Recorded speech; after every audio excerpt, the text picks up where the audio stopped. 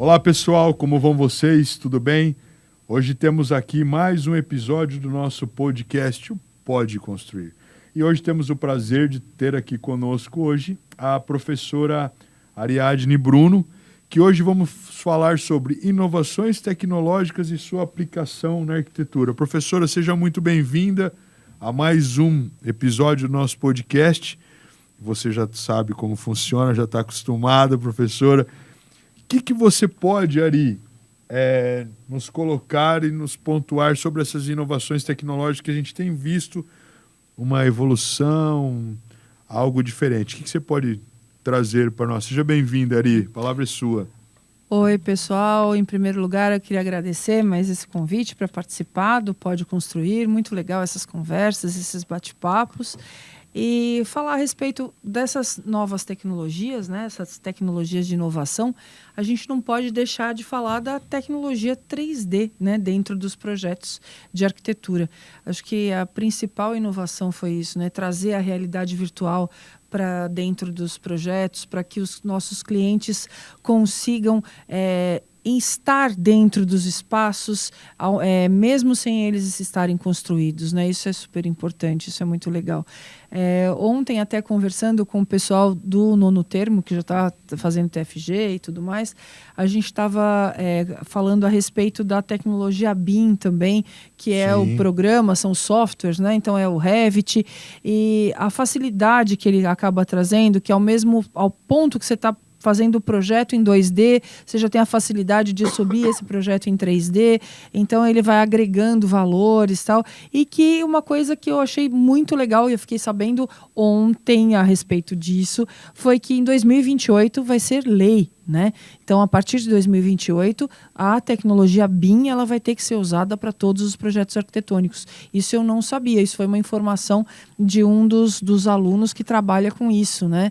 E colocando que vai entrar como norma a tecnologia BIM, que é o programa, que é o software do Revit, né?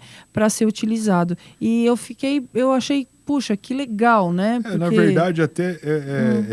Eu tinha ouvido falar algo antes, né? Agora você me pontuou isso aí, eu até vou anotar para aqui. Porque nós havíamos ouvido falar que, por exemplo, projetos ou licitações públicas, se não me falha a memória, a partir de 2025, toda licitação pública, projeto arquitetônico já teriam que estar adequados ao BIM por conta de cronograma, por conta de orçamento. Sim, porque já dá tudo, né? Já tem todas as ferramentas já mais práticas.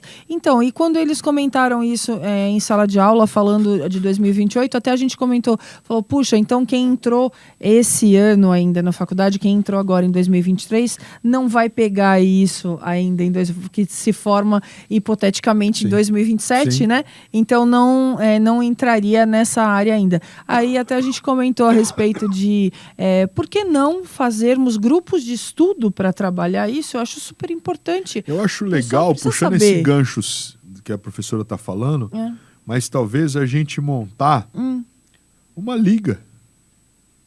Uma liga, como nos outros cursos tem a liga, mas uma liga BIM. Sim. Para tratar justamente dessa nova tecnologia. Porque a partir ou que seja 2025 ou 2028 para projetos particulares, mas ela vai ser obrigatória, né? Então, se vai ser obrigatória, por que não entrar, né, já nesses termos? Por que não começar a entender o que é isso, né? Então, eu achei bem legal, eu achei bem interessante. Inclusive, ontem, não sei se vocês acompanharam, mas eu vi o primeiro barco impresso em impressora 3D. Nossa, show de bola. Barquinho, isso é outra esses coisa. Barquinhos de pescaria. Mas assim, que tipo assim, começou, sei lá, às 8 horas da manhã e ao meio-dia ele já estava sendo colocado na água para Então ele foi uma baita de uma impressora, né? Porque as impressoras 3D residenciais, por exemplo, é do tamanho dessa sala. É uma impressora 3D pequena, de uso, né, caseiro e tudo mais. Demora tem um tempo maior de impressão e tudo mais, mas é um trabalho muito legal, é muito bonitinho. Né? Eu tenho uma impressora dessa, uma impressora 3D em casa e faz umas coisas, é uma graça, faz umas coisas muito bonitinho. Eu uso para fazer peças, às vezes inclusive para dar aula, para falar sobre artes plásticas, para falar sobre projetos arquitetônicos, um que eu amo de paixão, que são as pirâmides, né? Então eu usei a impressora 3D para montar uma maquete de uma pirâmide com a parte interna toda. Inclusive essa semana até descobriram na tumba mais uma caverna dentro da pirâmide de Kelps, né, do Tutankhamon. Então, e aí eles descobriram mais um caminho para achar uma outra sala dentro de uma pirâmide. Então, quer dizer, você fala, meu Deus, eu posso reproduzir tudo isso, né? Isso é uma loucura. É muito legal. E assim, eu particularmente, eu gosto de tecnologia, né? Só que às vezes por conta de tempo, né? A gente às vezes não se adequa, né? Eu admiro muito quem tenha paciência, quem goste muito de fazer. Eu acho muito legal, mas eu preciso me atualizar mais a respeito, né, de como utilizar essas ferramentas. Porque, para mim, ainda são ferramentas de apresentação. Ainda não dá para você, eu acredito, para minha opinião, é que o arquiteto ele concebe aqui. Sim, não tem o projeto, dúvida, né? Cabeça. O que a maioria, o pessoal fala, não, mas eu vou direto pro computador. Eu falo, eu acho que não é por aí. Eu falo, Ariadne, não sei se você concorda comigo, mas, por exemplo, o programa computacional, ele de certa forma, ele veio para otimizar o nosso tempo, nos ajudar. É uma ferramenta de apresentação. Só que, por um outro lado, eu acho que em algumas situações tornou um pouco, talvez, o aluno da graduação, não vou falar folgado, tá? Não é isso. Mas criou uma zona de conforto. Sim, eu acho que uma zona de conforto até na criatividade. Exatamente, porque a gente, né, não é que eu e a professora somos mais velhos, calma, não é isso, pessoal. Mas nós viemos, primeiro, de faculdades, escolas de período integral. Sim. Né? Ou ficávamos de manhã à tarde, ou de manhã à noite, ou tarde à noite, a gente estava na faculdade. A gente não tinha muito tempo para respirar. No caso da Belas Artes, eu fiz a maior parte do período eu fiz à noite, mas eu tinha aula de sábado o dia inteiro.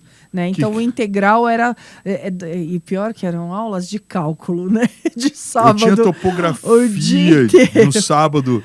Eu tinha topografia. Entrava às 7 da manhã e saía às 6 da tarde no sábado, né? Então foi uma carga horária pesada. Concreto à tarde. Por quê? Porque era o que dava tempo. Não, e não é só isso, né? Eu acho que eles montam exatamente a grade dessa forma que o pessoal não pode faltar. Exato. Tem que ir, né? Não tem isso jeito. Aí eu não posso falar, porque senão a gente... É cálculo, estatística, tem que ir no sábado, não tem jeito, não tem como. Na nossa época era, né?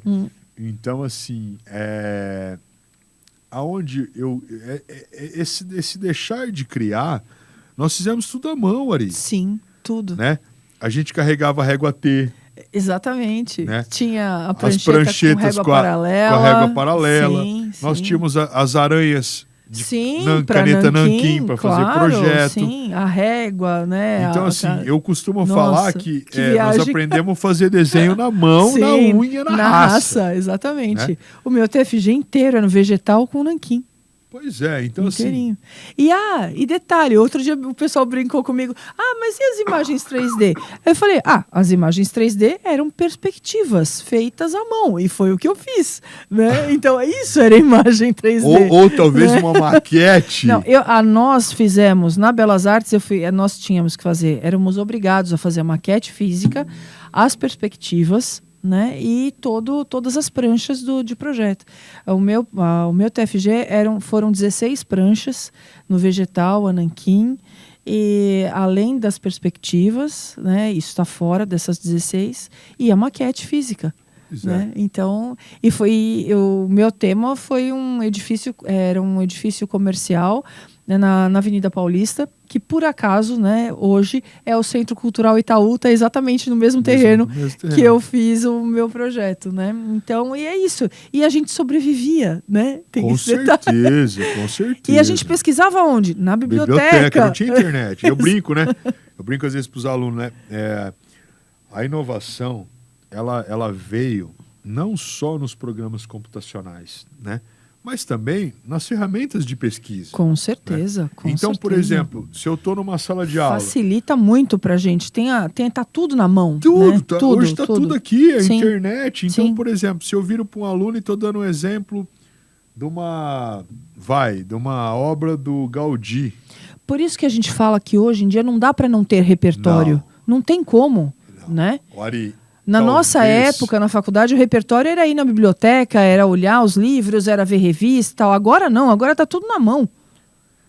Por isso que eu pontuo e menciono. Talvez aquele aluno de graduação, tá? Gente, isso eu falo pro bem de vocês, né? Reclama de, às vezes, de repertório, tá? Poxa, alguma coisa está errada. Sim, porque acesso tem. Porque acesso tem. Sim. Entendeu? Então, assim, hoje a informação está muito rápida. Muito. Né? A ponto de, por exemplo, talvez se eu cair aqui, não dá 5 minutos, já pegaram, receberam a minha foto, né? Não estou falando, né? Então, assim, mas é bem isso. A inovação tecnológica veio, né? Que nem a plataforma e detalhe, né? Ninguém aqui é contra a tecnologia, não, pelo contrário, né? Pelo contrário. Pelo contrário, senão a gente não estaria aqui também, Sim. né? Falando sobre o Pode Construir aqui, não estaria fazendo esses podcasts, que eu acho que tudo vem para contribuir, né? Tudo para contribuir. O podcast antes não tinha imagem. Exatamente. Era só. Exatamente. Então, olha a evolução. Exatamente. Né? Então, assim, poxa, nós temos as ferramentas computacionais que vieram para ajudar a minimizar o nosso tempo na hora de desenvolver algo de projeto que tem que ser desenvolvido na cabeça. Exatamente. Né? Para a hora que coloca-se no papel ou agora no computador, ele tem uma forma. Sim. Então a plataforma BIM está vindo para ajudar cronograma, para minimizar orçamento, o tempo. Na verdade, tudo isso, né? O AutoCAD, o SketchUp, tudo é para minimizar. Sim, é para minimizar uma imagem, exatamente. Né? Renderizar um projeto que você... Poxa, hoje você faz tour virtual dentro de um projeto. Exatamente. Então, olha a evolução. É perfeito. Para o cliente é perfeito. Né? Então, por exemplo, a impressão de peças em 3D. Sim. Você imagina, por exemplo, se eu tiver que fazer um requadro de uma janela, se eu tiver que fazer talvez uma maçaneta, enfim, tiver que adequar algo de projeto que eu não tenho no mercado. Sim. Eu posso usar entre outros que a gente fala. E vamos além agora, inteligência artificial, né? Inteligência artificial aqui eu acho que não é ruim. ChatGPT que tá em alta, não tá uma loucura. E não é ruim, é uma coisa que te dá subsídios. Eu acho que, porque assim, o ChatGPT, né, da OpenAI, ele tá lá, mas se você não souber utilizar, não vai te dar lufas, né? Não vai te dar nenhum retorno. Então, você tem que saber perguntar para poder chegar à questão que você precisa e tudo mais, né? E tudo isso depende... Foi alguém que programou, né? Sim. Então, tem a inteligência natural, né? A inteligência humana que programou a inteligência artificial. Tudo bem que ele tem uma coleção de 1 milhão de livros, uma coisa assim, que já leu e tal, então tem referências 1000. Aí está o repertório. Então, dá para a gente aproveitar tudo isso, né? E trazer ao nosso favor. Eu acho que isso é muito importante. Né? Não tenha dúvida. E puxando, né, que você fala, mencionado do ChatGPT, é assim, até mesmo quando a gente vai atender um cliente. Sim. Vamos imaginar, pessoal, que eu estou aqui no meu escritório, estou atendendo a Ariadne ou vice-versa, né? E aqui eu tenho uma tela. Então, eu começo a te trazer referências de outras obras aqui. E não só, no caso, se é um escritório de arquitetura, esse arquiteto, ele vai ter...